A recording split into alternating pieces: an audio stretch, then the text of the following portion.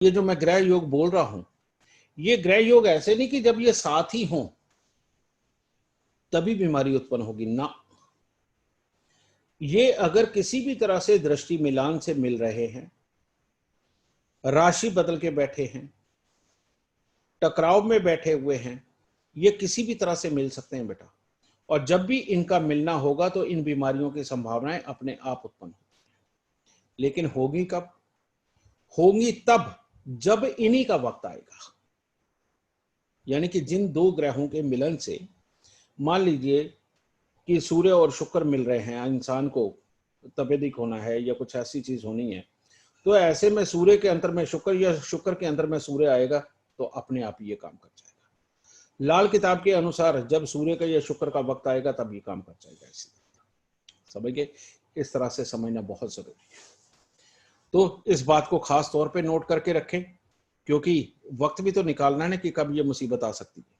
ठीक है? ये तो सबसे पहले मैंने आपको कहा कि बृहस्पति अगर जन्म कुंडली में खराब नहीं है तो हम ज्यादातर बीमारियों से बचे रहते हैं। और कोई भी बीमारी आने से पहले बृहस्पति लाजमी तौर पे खराब हो जाता है, तभी हालात बिगड़ते हैं बेटा। और यही कारण है कि जब भी कोई बीमारी हो, किसी भी तरह की तकलीफ हो, डॉक्टर हमें सैर करने के लिए बोलते हैं। और सैर करने से होता कि आपका स्टेमिना बढ़ता है, श्वास लेने की प्रक्रिया बढ़ती है। आप जिम में भी जाते हैं तो वहां पर आपको इंस्ट्रक्टर क्या बताता है कि जब आप इस वेट को उठाओगे, समझ गए, उस वक्त आपको श्वास को रोकना है, लेकिन जब छोड़ोगे तब लंबी सांस लेनी। समझ गए? रोकना है, लंबी सांस छोड़नी है, लेना रोकना है तब लेनी है जब कोई काम कर रहे होते। यानी कि श्वास प्रक्रिया के ऊपर पूरा ध्यान रहना चाहिए, तभी आप एक्सरसाइज में भी वो पहलवान बन पाओगे जो कि आप बनना चाहते हो, वो मसल डेवलप कर पाओगे जो आप डेवलप करना चाहते हो। तो सैर और ये इसीलिए बना क्योंकि आपके अंदर वो और तो कुछ जाता नहीं, सैर करने से आपके अंदर ऑक्सीजन ही जाती है, यानी कि बृहस्पति ही अंदर जाता है। और जो भी लोग, मैंने बहुत सारी दुनिया की कुंडलियों में ऐसा भी देखा कि जिनका केतु खराब है, कमर पांव के अंदर दर्द होना है, ज्यादातर सारे ही हाँ बोलते हैं बेटा। लेकिन ना कौन बोलता है? ना वो बोलता है जो डेली योगा कर रहा होता है और सुबह अर्ली मॉर्निंग उठ के कर रहा होता है। और जो भी इंसान अर्ली मॉर्निंग उठ के योगा करता है, उसके अगर कमर पांव के दर्द, अर्थराइटिस, ये सब चीजें लिखी हुई हैं तो उसकी वैसे ही समाप्त होती है। और ये पूरी तरह से आजमाई हुई चीज बेटा मैं आप तक पहुंचा रहा हूं। इसीलिए आपका फिजिकली एक्टिव रहना, योगा करना, एक्सरसाइज करना बहुत जरूरी है। इस बात को कभी मत भूलना। दूसरी बात,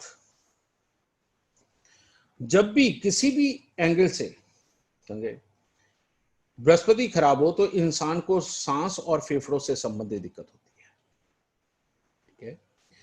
और जब भी सूर्य खराब हो तो दिल का ज्यादा धड़कना, ठीक है, और जब सूर्य को चंद्रमा की और मंगल की मदद ना मिल रही हो, उस वक्त में पागलपन तक भी सूर्य ही करवाता है, यानी कि इंसान का पागल हो जाना।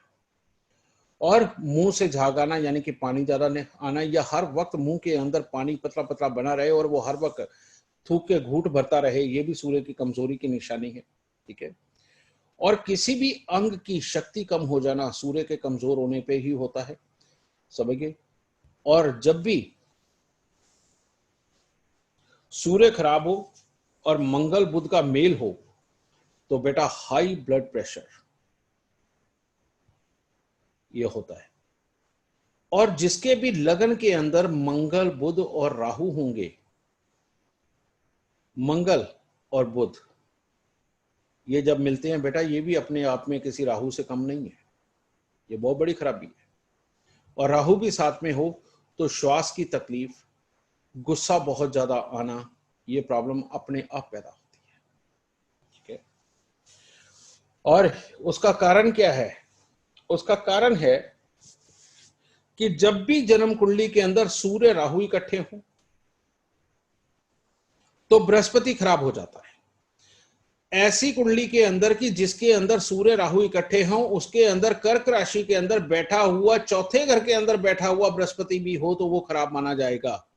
चाहे उस वक्त में दूसरे, पांचवें, 9वें, 11वें, 12वें घर में बृहस्पति का कोई दुश्मन ग्रह ना बैठा हो। लेकिन अगर सूर्य ग्रहण है, यानी कि सूर्य राहु है, तो वो बृहस्पति खराब ही है। समझ गए? ऐसे इंसान को भी श्वास की तकलीफ हो सकती है। और लाल किताब बताती है कि बृहस्पति और राहु मिले तो बुध बनता है, और बुध और राहु मिले तो बृहस्पति बनता है।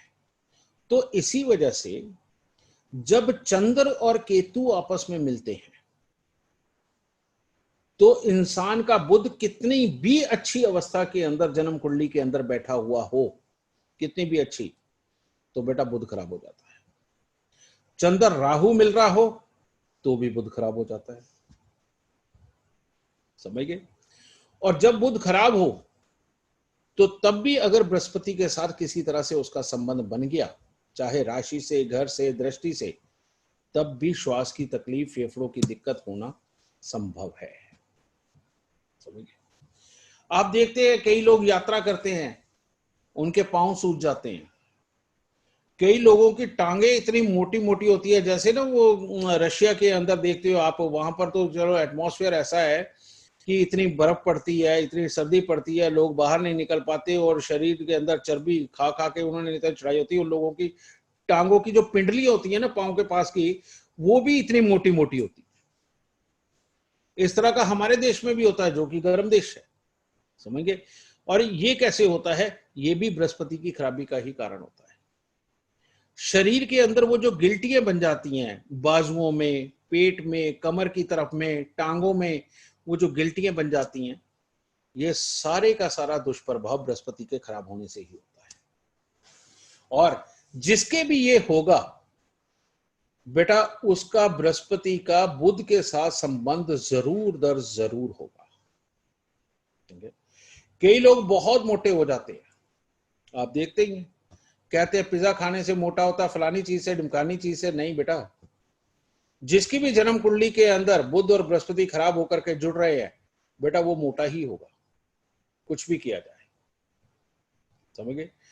और जिसकी भी पापी ग्रहों का संबंध सूर्य के साथ बन गया या नीच मंगल के साथ बन गया, समझ गए, तो आंखों की दिक्कतें आनी ही आनी है। समझ गए?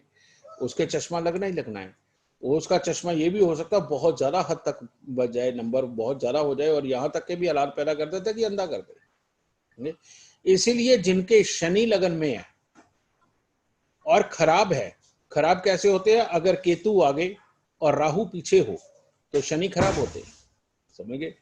शनि के घरों में सूर्य या चंद्र बैठे हुए हों 10वें 11वें घर के अंदर, तो भी शनि खराब होते हैं। और इस शनि का संबंध अगर लगन के साथ हो गया, 5वें घर के साथ हो गया, तो बेटा चश्मा लगना तो तय है। समझ गए? और बहुत सारे लोगों के आप बाल उड़ते हुए देखते हैं कि उम्र से पहले ही गंजे हो जाते हैं। बिल्कुल भरी जवानी में 22-24 साल की उम्र से बाल उड़ने शुरू हो जाते हैं। उसका क्या कारण होता है? उसका कारण होता है कि चंद्रमा का खराब होकर के शनि के साथ किसी भी तरह से संबंध बन जाए। अब शनि के साथ संबंध उसका 10वें घर में भी बन सकता है, 11वें घर में भी बन सकता है। अब अगर कहीं चंद्रमा बहुत खराबी के ऊपर है और तब शनि के साथ संबंध बना है, या दृष्टि के साथ में शनि के साथ संबंध बन गया है, या पहले घर में शनि हो और 8वें घर के अंदर शनि का मित्र ग्रह हो और 11वें घर के अंदर चंद्रमा हो, तो तब भी बाल उड़ जाएंगे बेटा। समझ गए? चलो आज एक और बहुत खास ज्ञान दे देता हूं। अभी बीमारियों को तो लगातार हम चलाएंगे ही।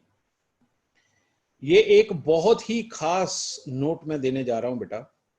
ये एक ऐसा नोट है कि जब भी आपके सामने ये योग आ जाए तो आप आंख बंद करके प्रेडिक्शन कर सकते हैं। और वो क्या है? लाल किताब कहती है कि इंसान लगन ही इंसान है बेटा। इसकी जो आंखें हैं वो है 8वां घर,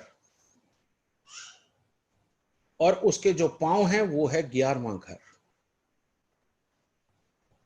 और अगर किसी इंसान की आंखें और पांव ही खराब हो जाए, वो जिंदगी के अंदर ना कुछ देख सकता है ना चल सकता है।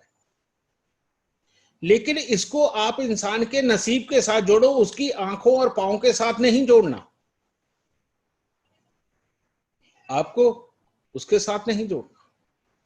तो ऐसी अवस्था के अंदर मान लो सूर्य बैठा है लगन में, चंद्रमा बैठा है अष्टम भाव में, और राहु या शनि बैठे हैं 11वें स्थान पे। तो अब क्या हो गया? अब सूर्य की आंखें बना चंद्रमा, ठीक है, और शनि जो सूर्य का दुश्मन है ये बना पांव। कि अब इंसान विजनरी तो होगा,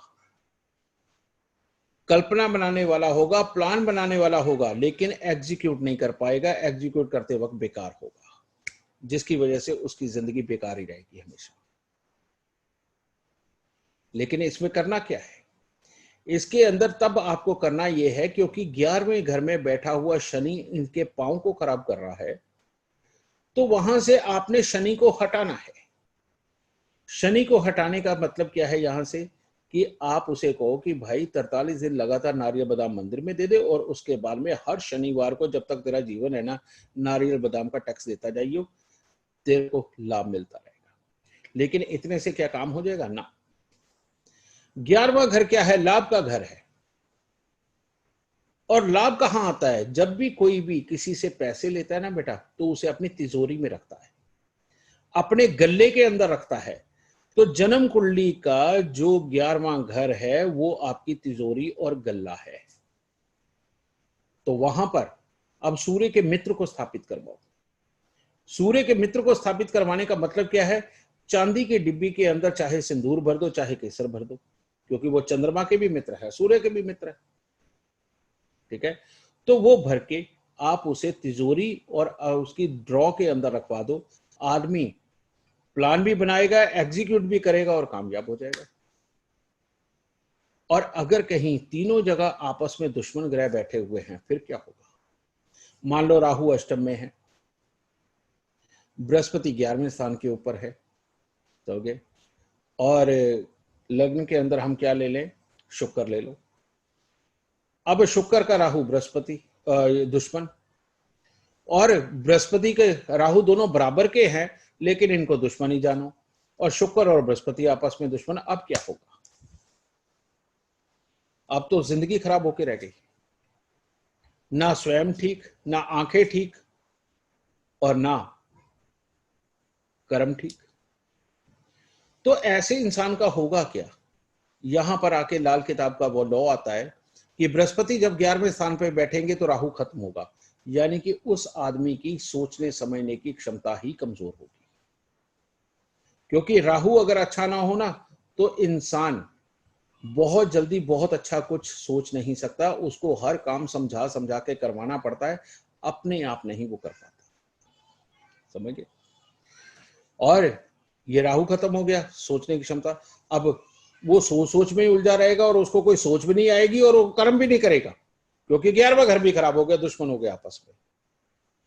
तो अब ऐसी अवस्था में क्या करोगे बेटा? अब ऐसी अवस्था के अंदर आपको करना पड़ेगा, सबसे पहले तो लगन से ही हटाना पड़ेगा ग्रह। अब लगन से हटाने के लिए मैंने शुक्र कहा है, तो शुक्र का लगन का इलाज क्या है?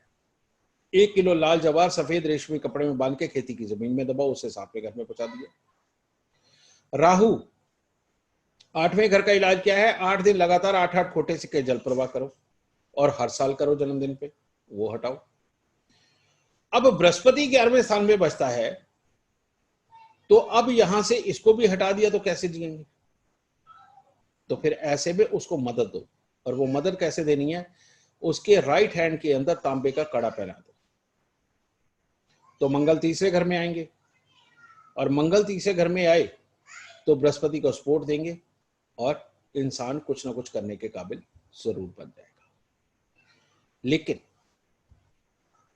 यह भी तो हो सकता है कि राहु यहां पर बैठा हुआ है, तीसरे घर में खराब शनि बैठा हो, तो क्या तांबे का कड़ा पहनाना चाहिए? क्योंकि संभावनाएं तो बहुत तरह की बनती है ना। तांबे का कड़ा तब पहनाना चाहिए, लेकिन शनि को वहां से हटा के। और शनि को हटाने का तरीका क्या है? शनि को हटाने का तरीका है कि शनि की वस्तु क्या है? उड़द साबुत, काले चने, चमड़ा जिसके हम जूते बनाते हैं, भैंस का चमड़ा, ठीक है, ये चीज, काला पत्थर यानी कि पत्थर का कोयला, ये आपने लिया, और काला सुरमा, डली वाला सुरमा, इन सब चीजों को लेके काले कपड़े में बांध दीजिए और बांध के 43 दिन उसे घास वाली जमीन में दबा दीजिए, क्योंकि 7वां घर जो होता है वो घास वाली जमीन होता है, उसमें दबा दीजिए, तो शनि तीसरा घर छोड़ देगा और तब तांबे का कड़ा पहनाइए, तब जाके काम करेगा।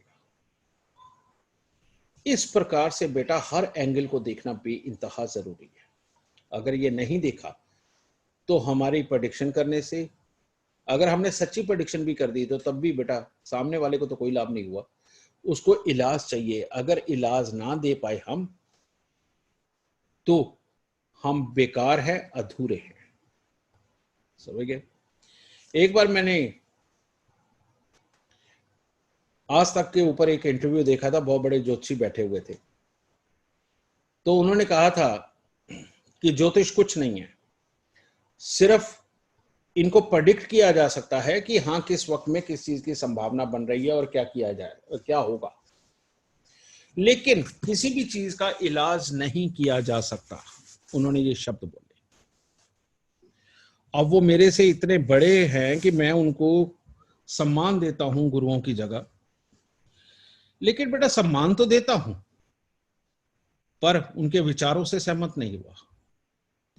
क्योंकि अगर मान लो कोई चलता चलता थक गया और अपनी मंजिल तक नहीं पहुंच पाया, इसका मतलब ये तो नहीं है कि उसके बाद कोई ऐसा योद्धा नहीं आएगा जो अपनी मंजिल तक ना पहुंचे। ये गलत है। वो नहीं इलाज निकाल पाए तो ये उनकी ही कोई ना कोई कमी रही होगी। बाकी बेटा इलाज तो हैं, और लाल किताब ने तो ये साबित भी किया है।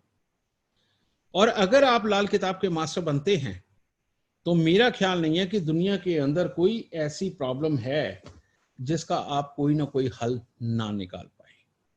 अगर लाल किताब भी कहती है कि पक्के घरों के इलाज नहीं होते, पक्के घरों में बैठे हुए ग्रह के, लेकिन ऐसी अवस्था के अंदर उसने दूसरी थेरेपी तो दी हुई है। उन्होंने कहा है कि जहां भी कोई ग्रह बैठ करके खराब हालात दे रहा है, अगर उसके सामने उसके दुश्मन ग्रह को बैठा दिया जाए तो वो अपने बुरे असर को कम कर देता है। तो इलाज तो है। या अगर कोई दो ग्रह आपस में लड़ रहे हैं तो उनके बीच में दोनों का कॉमन मित्र बैठा दिया जाए तो वो लड़ना बंद कर देंगे। इन थ्योरियों को कौन याद रखेगा? तो इलाज तो है बेटा, समझ गए। तो इस प्रकार से बेटा ये जो आज आपको असूल बनाया है कि पहले घर की आंखें 8वें घर में और पांव 11वें घर के अंदर, इस थ्योरी को कभी जीवन में मत भूलना। आपको 2 एग्जाम्पल दिए मैंने।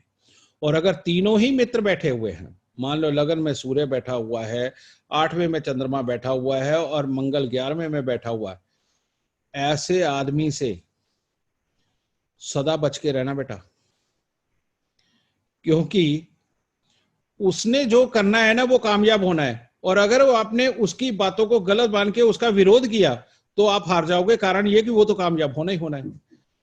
वो कहावत तुमने सुनी होगी, लल्लू करे कवलियां रब सिद्धियां पावे, या जिसके पल्ले दाड़े होदे कवले भी सियाड़े।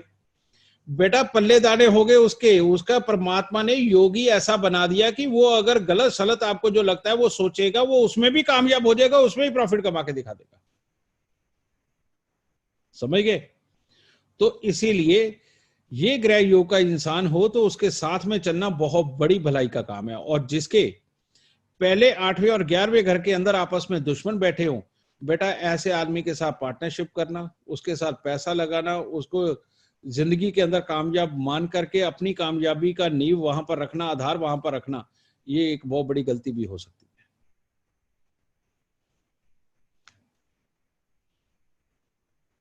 तो मेरा ख्याल है आप सबको ये योग सुन के अच्छा लगा होगा। क्योंकि ये इतनी बड़ी चीज है, बहुत आसानी से फैसला करती। ठीक है, अब सूर्य तक की बात हमारी हो गई थी। उसके बाद हम बात करते हैं चंद्रमा की। चंद्रमा खराब हो तो दिल की बीमारियां होती है बेटा, लेकिन मैं इसमें एक चीज कहना चाहूंगा कि दिल की बीमारी नहीं होती। दिल की बीमारी तो तब होती है जिसका सूर्य और बुध इकट्ठा हो। जिसका सूर्य और बुध इकट्ठा ना हो बेटा, वो हार्ट अटैक से नहीं मरते। और जिसका सूर्य बुध इकट्ठा हो उसको लिखा होता है मृत्यु अचानक हो गई, यानी कि एक झटका लगेगा, पता नहीं अभी थोड़ी देर पहले तो चाय बना रहा था, बाहर से आया था, ये कर रहा था, वो कर रहा था, लेकिन अभी खत्म हो गया। ये काम उनके होते हैं जिनका सूर्य बुध इकट्ठा होता है। और जब भी कोई मारक स्थान के जो भी ग्रह होते हैं उनकी दृष्टि जैसे इसके ऊपर पड़ती है, एकदम से हार्ट अटैक होता है, काम हो जाता है। समझ गए ये चीज? तो दिल की बीमारी इसको मैं बोल रहा हूं। ठीक है, फिर उसके बाद दिल धड़कना। दिल धड़कना, ज्यादा धड़कना किनका होता है बेटा?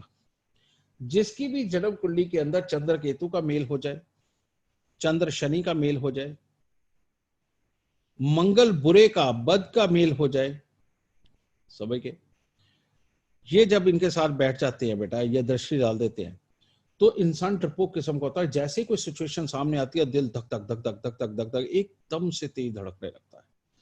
अगर भाई ने भी डांट दिया, पता है वो कुछ नहीं करेगा, डांटेगा ज्यादा एक थप्पड़ मार देगा, लेकिन उसके बावजूद बहुत घबरा जाना।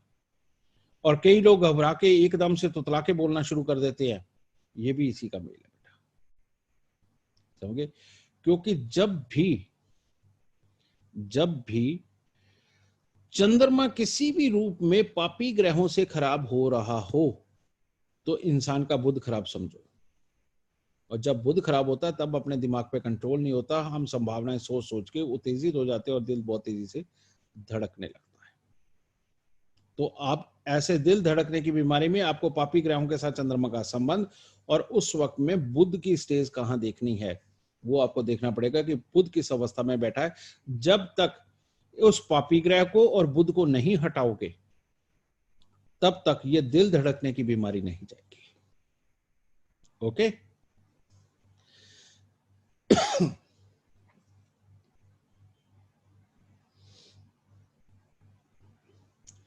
आंख का डेला, ये बड़ी समस्या है, क्योंकि इंसान का जहान उसकी आंखें ही होती हैं बेटा। और आंखें एक ऐसी चीज है ये जिसकी खराबी पे आने लगती हैं तो बहुत खराबी पे हो जाती है। और वो कैसे होता है? पापी ग्रहों के दृष्टि चंद्रमा पे हो, लेकिन सूर्य का संबंध भी खराब हो चुका, यानी कि सूर्य एक ऐसे ग्रह के साथ बैठा हो जैसे सूर्य के साथ शुक्र। अब सूर्य को मदद कहां नहीं मिलती? मंगल की 6ठे घर में, 12वें घर में और 10वें घर में। बेटा ये घर ऐसे हैं जहां पर सूर्य को मंगल मदद नहीं करता, और मंगल की मदद के बिना सूर्य बिल्कुल बेकार है। समझ गए? अब इसको एग्जाम्पल के तौर पे लेते हैं। मान लो सूर्य और शुक्र बैठ गए 12वें घर में और राहु या केतु की किसी भी तरह की दृष्टि पड़ गई इनके ऊपर, और चंद्रमा का संबंध हो गया शनि के साथ में, या शनि की दृष्टि चंद्रमा पे पड़ गई। वो किसी भी तरह से पड़ सकती है, कुंडली के अंदर कई सीन बनते हैं, आपको पता है। तो अब क्या होता है, आदमी की वो जो विजन देने वाली नस है ना बेटा, यही डैमेज होती चली जाएगी, कमजोर होती चली जाएगी और इंसान अंधा तक भी हो सकता है। समझ गए? और ऐसी अवस्था के अंदर आंखों की दिक्कत होती है। तो उपाय यहां क्या करना है? उपाय यहां सूर्य को अच्छा प्रबल करने का आप कोई भी उपाय कर सकते हैं, यानी कि बंदरों को गुड़ गेहूं खिलाना। तो अब वो इंसान अपने जीवन में हर रविवार को बंदरों को गुड़ गेहूं खिलाना बंद ही नहीं कर सकता।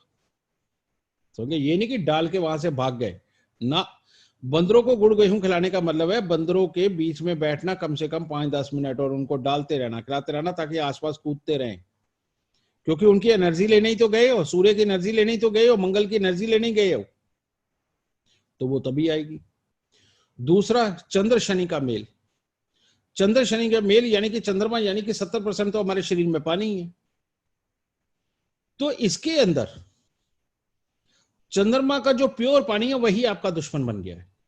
तो लाल किताब में इसका बड़ा अद्भुत एक उपाय लिखा हुआ है, वो ये है कि 43 दिन सादा पानी नहीं पीना, उसके अंदर नींबू, ग्लूकोज, स्क्वैश, चीनी, सोडा कुछ भी मिलाओ। और लाल किताब तो यहां तक कहती है कि बेशक टेस्ट ही चेंज करना, भले दारू के उसमें ऐसे 4 चम्मच डाल दो कि जिससे उसका टेस्ट चेंज हो जाए, यानी कि कुछ भी डालो लेकिन प्योर पानी नहीं पीना, प्योर पानी दुश्मन हो गया। कच्चा दूध नहीं पीना, कच्चा दूध भी अगर पिया तो तब भी आंखों को वो डैमेज करके छोड़ेगा। तो चंद्र शनि के मेल के अंदर आंखें जब डैमेज होती है तो ये सबसे कारगर उपाय है बेटा। और हर शनिवार को शनि के दान करना ये और भी जरूरी हो गया, समझ गए। राहु केतु की दृष्टि है अगर, तो कहते केतु अगर सूर्य शुक्र के साथ हो उस वक्त में तो राहु का इलाज करो, और राहु साथ में हो तो केतु का इलाज करो। लाल किताब एक बात और बोलती बेटा कि अगर केतु खराब हो तो राहु का इलाज करो, और राहु खराब हो तो केतु का इलाज करो। तो इसको घर के हिसाब से उपाय को आपको खुद ही डिफाइन करना पड़ेगा, खुद ही ढूंढना पड़ेगा, ठीक है, ये चीज हो। तो इस तरह से चंद्रमा की ये दिक्कत डेली की।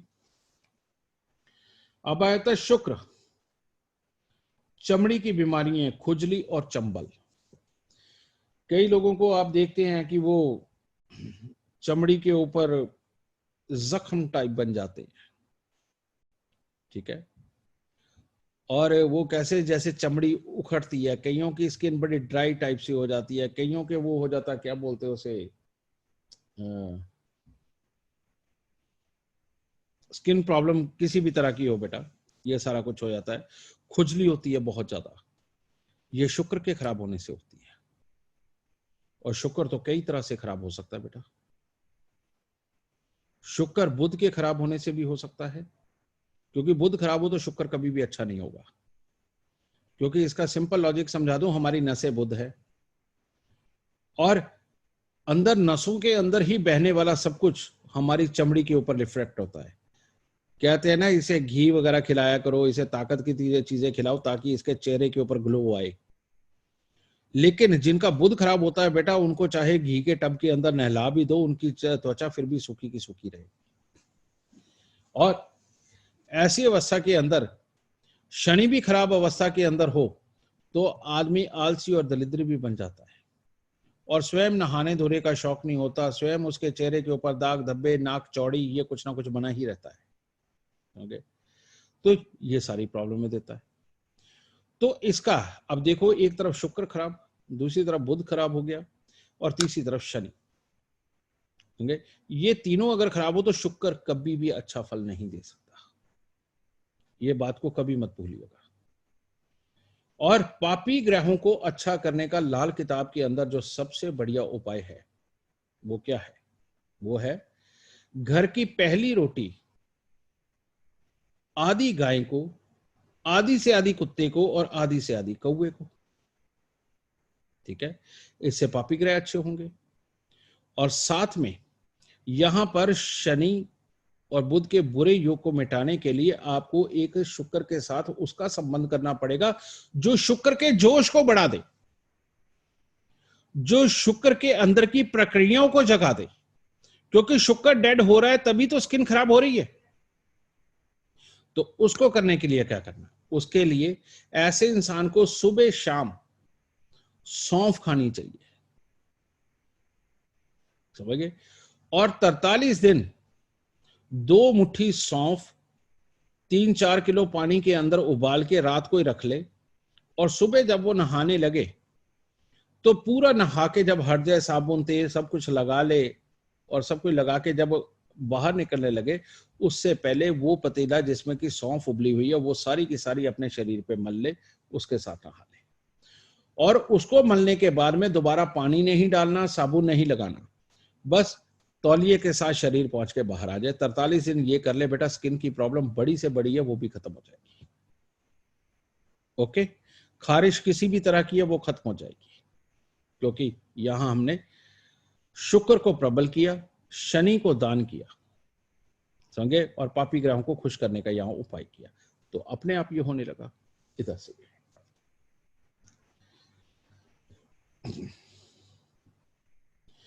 फिर मंगल नेक। मंगल नेक क्या, जब सूर्य और बुध इकट्ठे होते हैं उसको मंगल नेक बोलते हैं। इन लोगों को क्या क्या प्रॉब्लम हो सकती हैं? एक तो मैंने हार्ट अटैक की प्रॉब्लम आपको बताई ही है, साथ में नासूर, नासूर के एक ऐसा जख्म जो जल्दी इलाज ना पकड़ पाए, ठीक है। पेट की बीमारियां, समझे, यानी पेट का बार बार गड़बड़ होना, नाभि गिर जाना, ये सब भी इसी में आता है। हैजा पित्त जिगर, यानी कि ऐसे लोगों को जैसे खरबूजा खा के पानी पी लेते हैं, तरबूज खा के पानी पी लेते हैं, तो हैजा होने की बेटा बहुत ज्यादा तासीर बनती है, बहुत ज्यादा इसका ये असर बनता है। तो ऐसे लोगों को इस तरह के परहेज जरूर रखने चाहिए कि जिनसे हैजा हो सकता हो, तो इसीलिए इनको हैजे से बना। पित्त, पित्ता, यानी कि खान पान का खास तौर पे ऐसी ही चीजें खानी चाहिए जो उनको जल्दी हजम कर दे। वो जो आयुर्वेद में बोला जाता है ना कि खाने को खाओ मत, खाने को पियो, और पानी को पियो मत, पानी को खाओ। इसका मतलब क्या है कि खाना इतना ज्यादा चबा के खाना कि वो बिल्कुल पतला हो जाए, समझ गए। जितने आपके दांत है उतनी बार एक बुर्की को चबाना बहुत जरूरी है, समझ गए। तो उतनी बार चबाओगे तो वो अपने आप पतला हो जाएगा। तो ये उन लोगों के लिए जिनका सूर्य बुध इकट्ठा हो और किसी खराब ग्रह के साथ हो या खराब ग्रह की दृष्टि पड़ रही है, उन लोगों के लिए स्ट्रिक्टली ये चीज है कि उनको चबा के ही खाना चाहिए, समझ गए। और जिन लोगों का सूर्य बुध की युति ना हो, वो तो बेटा इतनी बड़ी बुर्की लेते हैं, 2 बार चबाते हैं, सीधी अंदर गई, उनको कुछ नहीं होता। ये होता ही उनको है जिनका सूर्य बुध इकट्ठा हो और पापी ग्रह की दृष्टि हो, ठीक है। जिगर, पित्ता और जिगर, तो किडनी, किडनी के लिए खास तौर पे सोच के रखो, जो जो चीजें किडनी को क्लियर करती हैं बेटा उनका खास ख्याल रखना है। इन लोगों को छाछ जरूर पीनी चाहिए और लंबे समय तक पीनी चाहिए, बिना ये सोचे कि गर्मियां चल रही हैं कि सर्दियां चल रही हैं। अंगूर जरूर खाने चाहिए इन लोगों को, अंगूर जितने ये खाएंगे बेटा उतनी ही किडनी का पोर्शन क्लियर रहेगा, समझिए। इन सब चीजों का बेटा एक बात बता दूं, जो संपूर्ण ज्योतिषी वही है जिसको ग्रहों के अनुसार खाने पीने की चीजें और बीमारियों का भी पूरी तरह से ज्ञान हो। और लाल किताब खास तौर पे बीमारियों के लिए ही बनी थी, बाकी सारी चीजें तो बाद में डेवलप कर ली गई, इस बात को कभी मत भूलना, ठीक है। ये चीज तो इस तरह से होगा। फिर उसके बाद में मंगल बद, यानी कि जिनकी कुंडली के अंदर सूर्य और शनि इकट्ठे होते हैं। ये होता है, आपने देखा होगा भगंदर, नासूर, ये नाम आपने सुने हुए हैं। यही वो लोग हैं जिनको पाइल्स की प्रॉब्लम आ जाती है, या कहीं पर जख्म हुआ तो वो और गहरा होता चला जाता, ठीक ही नहीं होता, ठीक होता तो फिर बढ़ता है, या बार बार मोटे मोटे फोड़े घुमटे निकलते हैं, बेटा सूर्य शनि के मेल के कारण होता है। सूर्य शनि इकट्ठे हो या शनि की दृष्टि सूर्य के ऊपर हो तो इन लोगों को ये प्रॉब्लम आनी होती है। सिंपल तौर पे शनि का इलाज कर दो, शनि का जो मैंने पोटली दबाने के लिए कहा है वो बहा दो, ठीक है, 43 दिन। और सूर्य को अच्छा करने के लिए बंदरों की सेवा शुरू कर दो, समझ गए। इससे अपने आप सूर्य उच्च हो जाएगा। या फिर 43 दिन तांबे का पैसा जल प्रवाह कर दो, उसको चौथे घर में पहुंचाओ अगर पहुंच सकता हो तो, ठीक है। और गुड़ गेहूं का दान देके सूर्य को और अच्छा करने की कोशिश करो, समझ गए। खत्म नहीं करना, खत्म करना होता है किसी भी ग्रह को दबा देना, बहा देना, खत्म कर देना, या चौथे घर में पहुंचा देना बहाने से। और दान देने से ग्रह अच्छा होता है, खत्म नहीं होता, ये याद रखना, ठीक है, इस तरह से। और बुध, बुध जिसका खराब हो जाए उसको चेचक होता है, दिमाग की खराबी होती है, गंध का और स्वाद का पता नहीं चलता, समझ गए, नाड़ियों में दांतों में दिक्कत आती है। आप देखते ना कईयों के मसूड़े के अंदर पायरिया होता है, खून निकलता है, कईयों के मुंह से बड़ी गंदी स्मेल आती है, समझे। बेटा बुध खराब होगा तभी ये प्रॉब्लम में आएंगी। कईयों की पेट की नसें उनमें खराबी होती है, कईयों की पांव की नसें वो खुरने लग जाती हैं, घुलने लग जाती हैं, कमजोर होने लग जाती है, नस चढ़ जाती है, समझ गए, दर्द बड़ा होता है। ये सारी प्रॉब्लम में जितनी है ये सारी बुध की तो है। जिन लोगों को बार बार चेचक हो जाती है बेटा वो भी बुध की खराबी के कारण ही होती है। और दिमाग की खराबी, मंगल बुध का संबंध, चंद्र बुध का संबंध किसी तरह से हो, मंगल बुध का संबंध हो चंद्रयान मिले, चंद्र बुध का संबंध हो मंगलयान मिले, बेटा किसी भी तरह से ये, और या फिर चंद्र मंगल इकट्ठे हो, बुध बीच में घुस जाए आके दृष्टि से, तो समझ लो दिमाग की खराबी हो सकती है। समझ गए। होगी कब? जब घर में तोता पाल लिया जाए, क्योंकि तोता मंगल बुध की पक्की निशानी है, चोंच लाल और बाकी हरा, समझे। तो ऐसी अवस्था के अंदर ऐसे इंसानों को दिमाग की खराबियों का शिकार होना पड़ता है, गुस्सा बहुत बढ़ता है और उनका गुस्सा पागलपन तक बढ़ता है, समझे। ऐसे हालात पैदा होते हैं। और दुनिया के जितने भी साइको हैं बेटा, जो कि दिखते नॉर्मल लोग हैं लेकिन एक साइको हो जाते हैं किसी खास चीज के लिए। आपने देखा होगा बहुत सारे किलर जो सीरियल किलर है बिना किसी वजह के कत्ल करते हैं, बेटा वो मंगल बुध और चंद्रमा के खराब होने से और मिल जाने से ही बनते हैं। और ये लोगों का जो पागलपन है, ये जो इनके साइकोपन है, ये तब ज्यादा बढ़ता है जब हम पूर्णमासी की तरफ बढ़ते हैं, समझ गए। प्रथमी तिथि के बाद में पूर्णमासी की तरफ जब हम बढ़ते हैं तो उन दिनों में इनका पागलपन ज्यादा बढ़ता है। और जैसे ही अमावस की साइड को हम बढ़ते हैं तो इनका पागलपन शांत होता है, क्योंकि उसमें चंद्रमा के उठाव का बहुत बड़ा रोल होता है बेटा, समझ गए। और चंद्रमा के बिना, चंद्रमा के खराब हुए बिना कोई भी सीरियल किलर या साइको नहीं हो सकता, इसको भी याद रखना। क्योंकि चंद्र और बुध का बहुत नजदीक का संबंध है बेटा, सारी नसों में पानी तो है, लेकिन ये अलग अलग रहे ना नसें और पानी तो अच्छा है, समझ गए। ये कुदरत एक ऐसा केमिकल या कोटिंग बना के भेजती है कि पानी और नसें मिक्स नहीं हो पाती। जब वो कोटिंग हट जाती है ना बेटा, और उसके साथ जब ये पानी लगता है तो तब अंदर नासूर वगैरह पैदा होते हैं, खराबियां पैदा होती हैं, आदमी पागल भी होता है। तब एक ऐसा शराब बनता है जो इंसान को कैसी भी खराबियां दे सकता है। वो चमड़ी की खराबियां भी दे सकता है, दिमाग की खराबियां भी दे सकता है, कर्म की खराबियां भी दे सकता है, कुछ भी कर सकता है, समझे ये चीज। अब ये आपको समझाया बेटा। एक बात और बता दो, दुनिया भर की जेलों के अंदर जितने लोग बंद हैं, आप जाकर के देख लीजिए 70% अप लोग वो बंद है जिन्होंने खून किए जिनका मंगल और बुध का मेल होगा। और मिथुन लगन के अंदर भी अगर मंगल बैठा हुआ है, मिथुन लगन के अंदर अगर लगन में मंगल बैठा हुआ है, तो ऐसे इंसान का गुस्सा अचानक किसका कत्ल कर दे ये भी नहीं पता होता। तो ये सबके लिए तो नहीं होता, लेकिन बेटा बाकी के ग्रह खराब बैठे हुए हों, सूर्य शनि का किसी तरह से मेल हो जाए, राहु खराबी के ऊपर आकर बैठा हो, ये काम ऐसे ही होता है, समझ गए। तब आदमी जेल में जाता है ऐसी घटना करके, ठीक है। तो इस तरह से देखा, क्योंकि ये भी तो बीमारी है बेटा, ये बतानी बहुत जरूरी है। और ऐसी अवस्था में मंगल और बुध दोनों के अलग अलग उपाय करने बहुत जरूरी होते हैं। और भूल के कभी जीवन के अंदर लाल और हरा रंग कभी नहीं पहनना चाहिए। घर के अंदर शंख, सीप, कौड़ियां, ढोलकी, tabla, sitar, guitar, money plant, रबड़ प्लांट, तुलसी, ये कभी नहीं रखना चाहिए।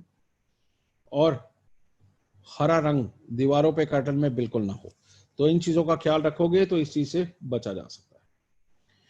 आगे आगे शनि, शनि का तो बहुत बड़ा संबंध है आंखों की नजर के साथ, ये मैं आपको समझा ही चुका हूं। हर प्रकार की खांसी और हर प्रकार का दमा, ये भी खांसी और दमा है, ये भी शनि की ही देन है।